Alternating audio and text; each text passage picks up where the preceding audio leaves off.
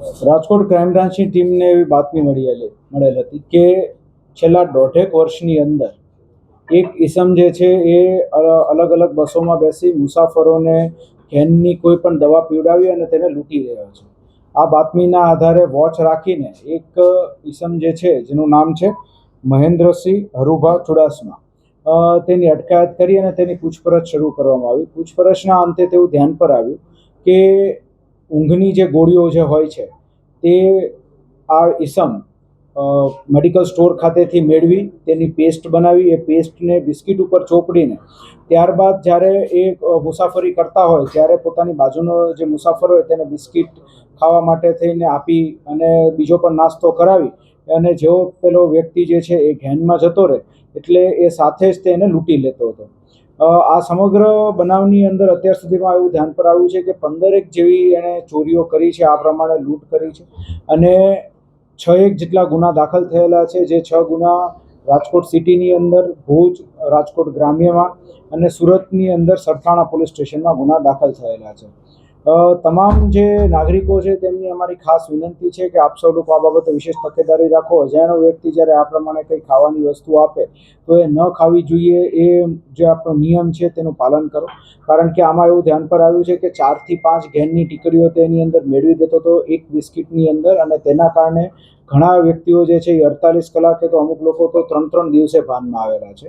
એટલે તેના કારણે જાનનું જોખમ પણ રહેલું છે. એટલે આ બાબતે વિશેષ તકેદારી રાખવા વિનંતી છે. ક્યાં રૂટ ઉપર આ મોટા ભાગે મુસાફરી કરતો હતો? એના 2 મુખ્ય રૂટ હતા, જેની અંદર રાજકોટ સુરત અને બીજો રૂટ હતો તેનો અમદાવાદ અને સુરતની વચ્ચેની બસીસમાં. એ રાત્રિના સમયે જે સ્લીપર કોચ હોય તેમાં જ તે વધારે મુસાફરી કરતો હતો, કે જેની અંદર ઘણીવાર પેલા પાર્ટનર્સ જે 2 સોફા હોય છે જેમાં 2 લોકો સૂઈ શકે, તો તેમાં જે પોતાની સાથેનો મુસાફર હોય તેને ચાય, પાણી, નાસ્તો અને બિસ્કિટ ખવડાવી ઘેનમાં લાવી અને પછી લૂંટી લેતા.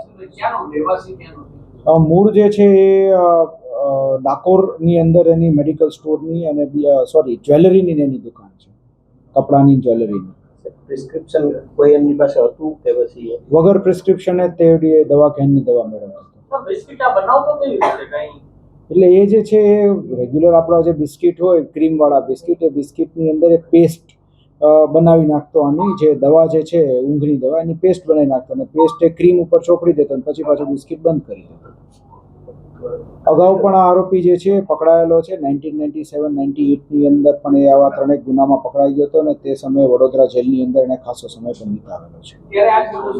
મોડસ ઓપરેન્ડી આ છે.